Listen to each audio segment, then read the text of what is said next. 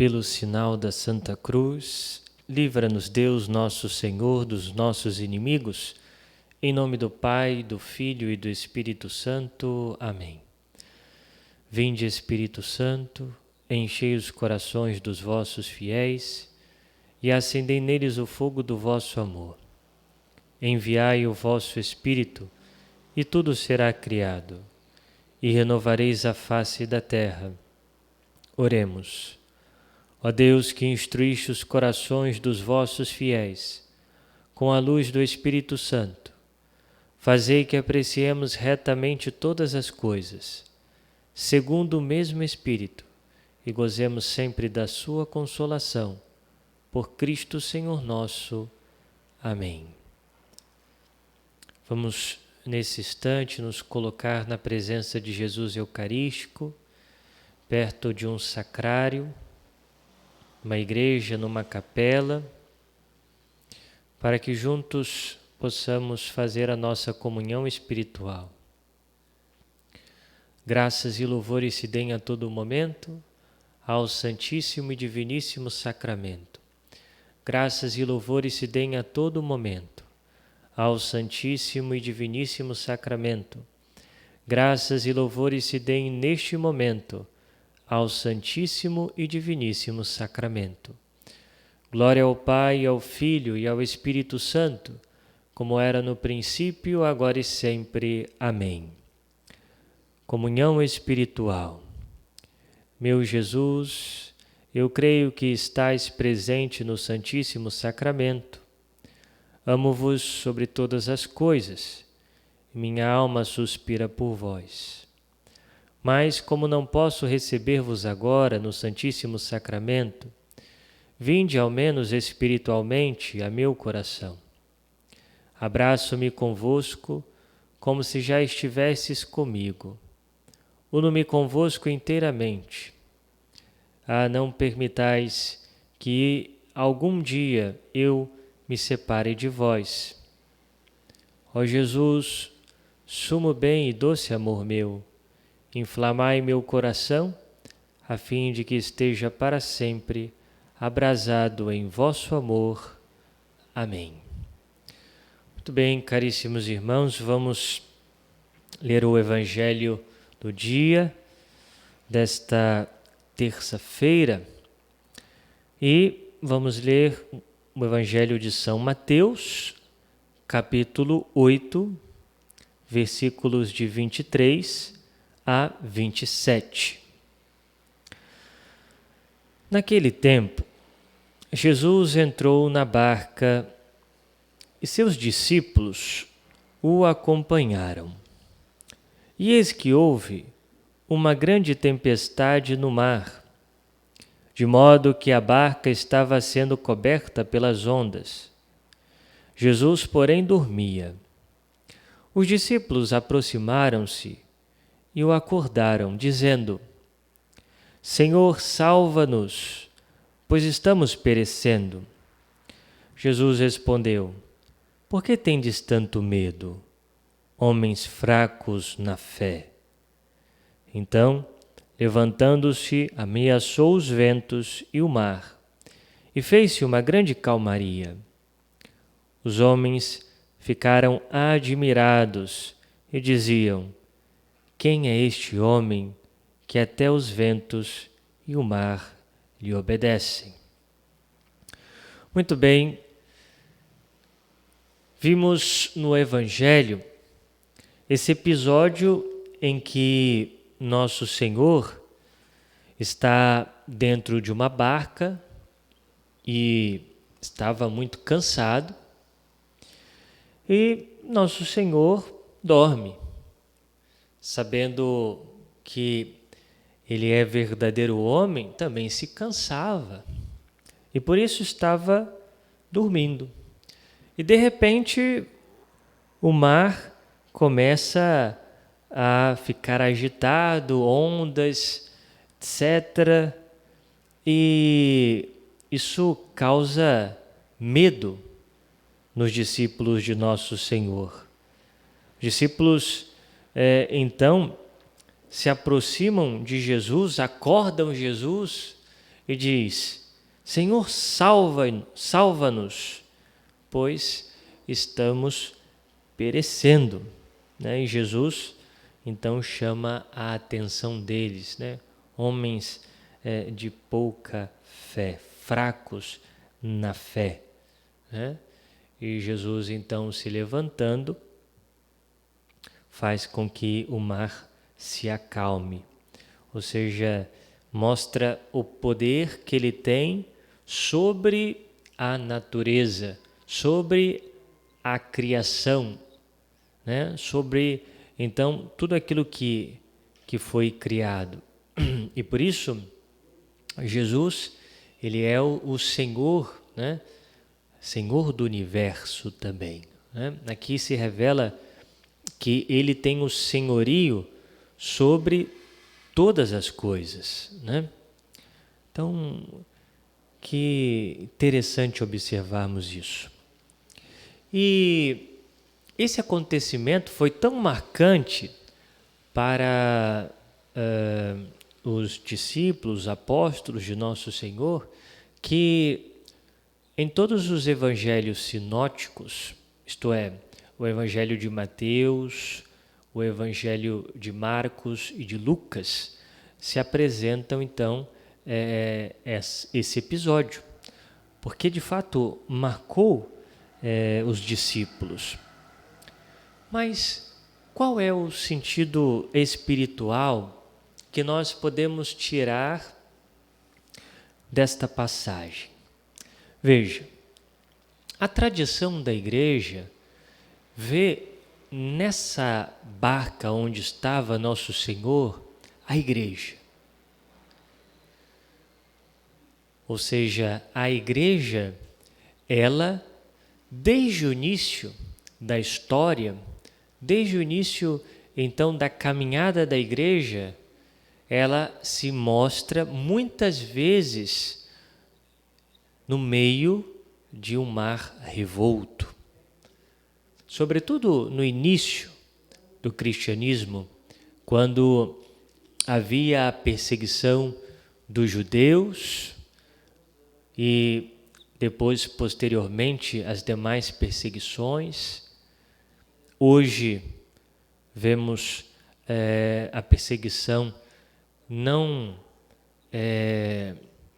uma perseguição, diríamos, violenta, a não ser no Oriente, mas uma perseguição ideológica, à igreja, e também uma perseguição também ideológica, também dentro da própria igreja.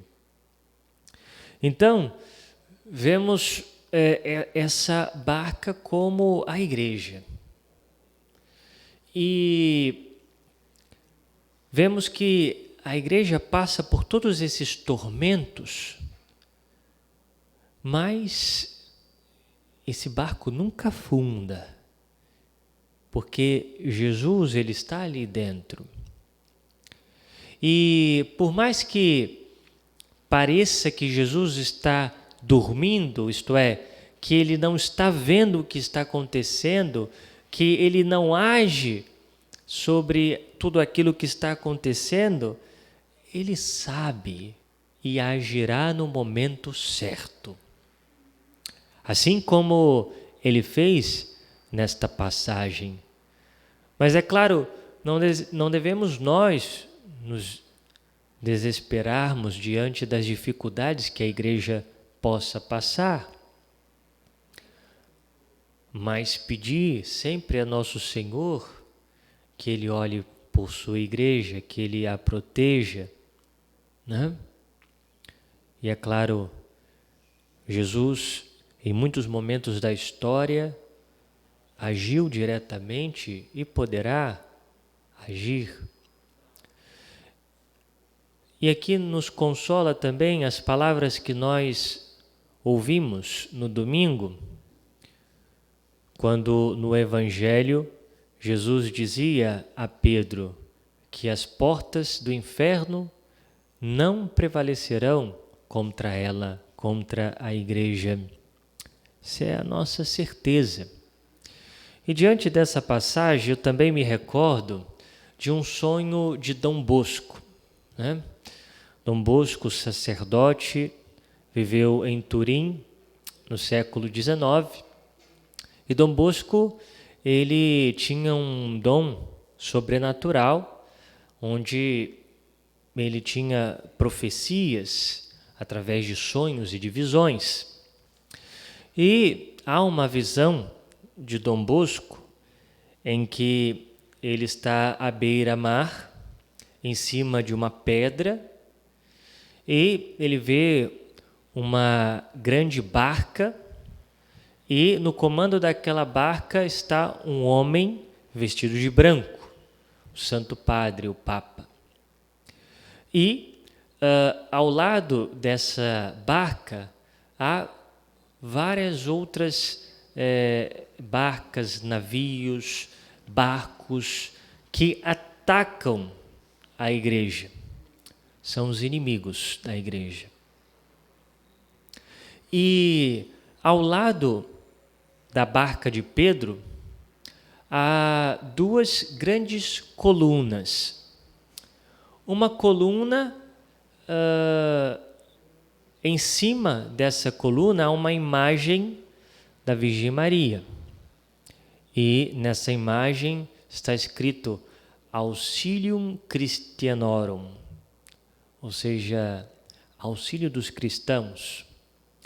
E na outra coluna está então a Santíssima Eucaristia em cima da coluna, uma hóstia grande, né? E é uma coluna maior do que a coluna onde está a Virgem Santíssima. E ali, então, está escrito salvação dos fiéis, né? Salus Fidelium. Então, Pedro, com a sua barca, tenta navegar sempre sobre essas duas colunas, que então protegem a igreja.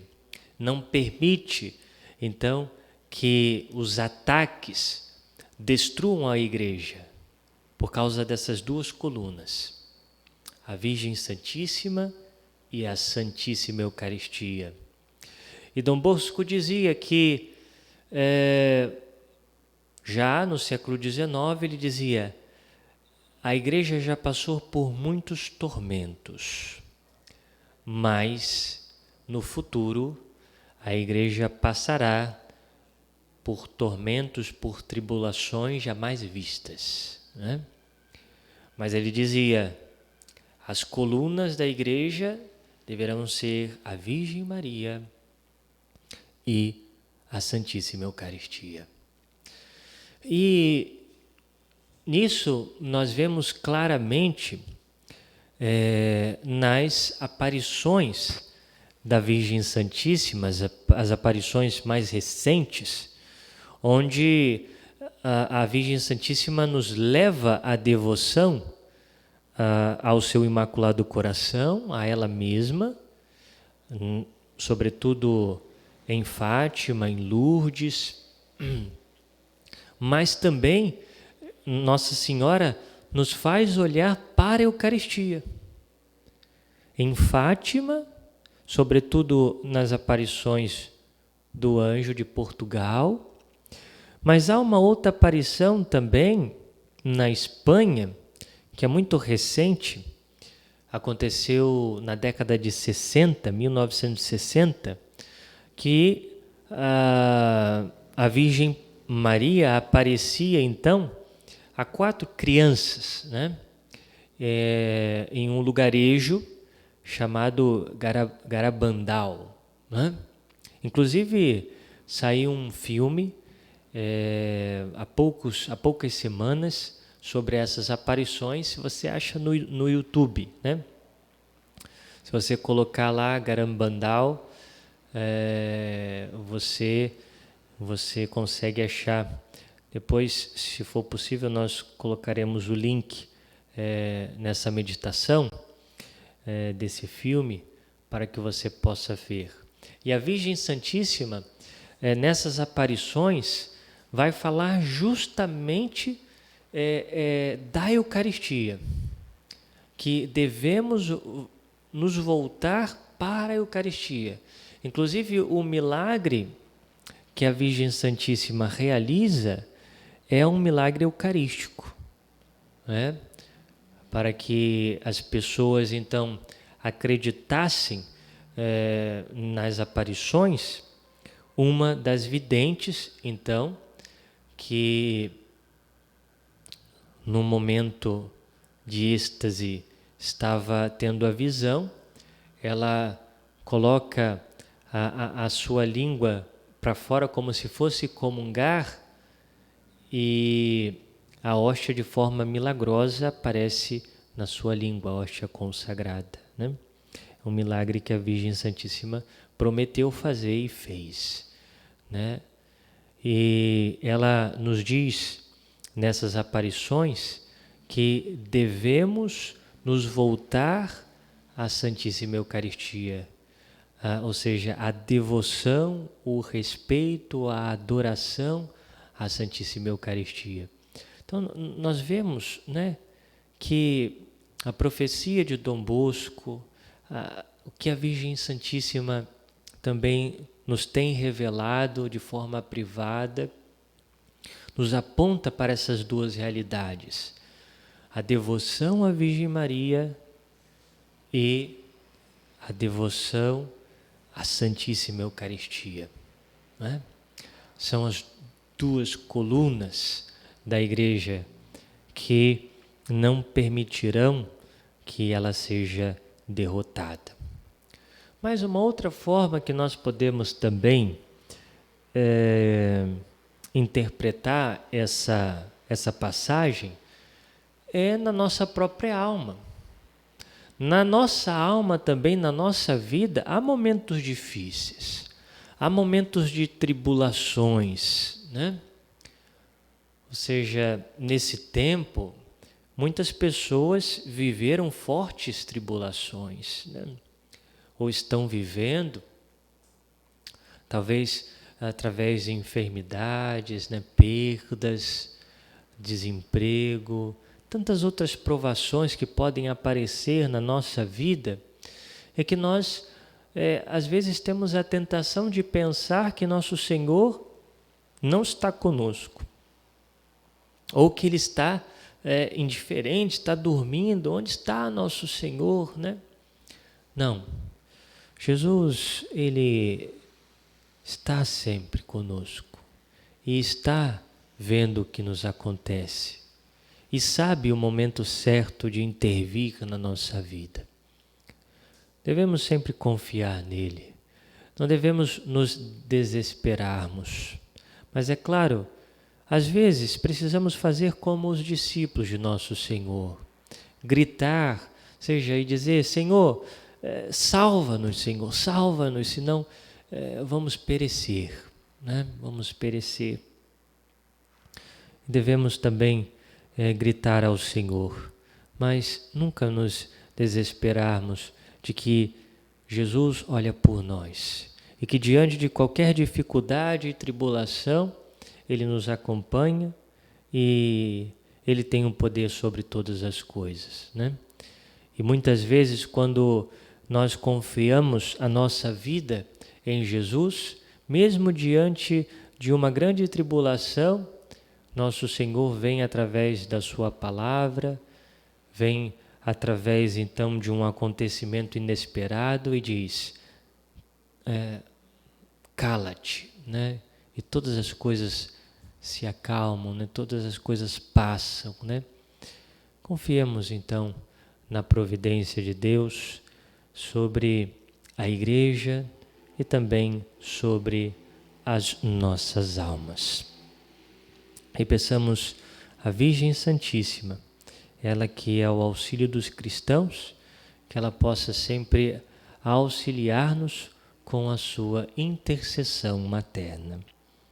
Nós vos damos graças, Senhor, por esse tempo de meditação e pedimos a sua ajuda para que coloquemos em prática aquilo que meditamos. Glória ao Pai, ao Filho e ao Espírito Santo, como era no princípio, agora e sempre. Amém. Obrigado pela sua companhia, por estar conosco nesse tempo de meditação. Se você ainda não faz parte do nosso canal, se inscreva e compartilhe os nossos vídeos. Louvado seja o nosso Senhor Jesus Cristo, para sempre seja louvado.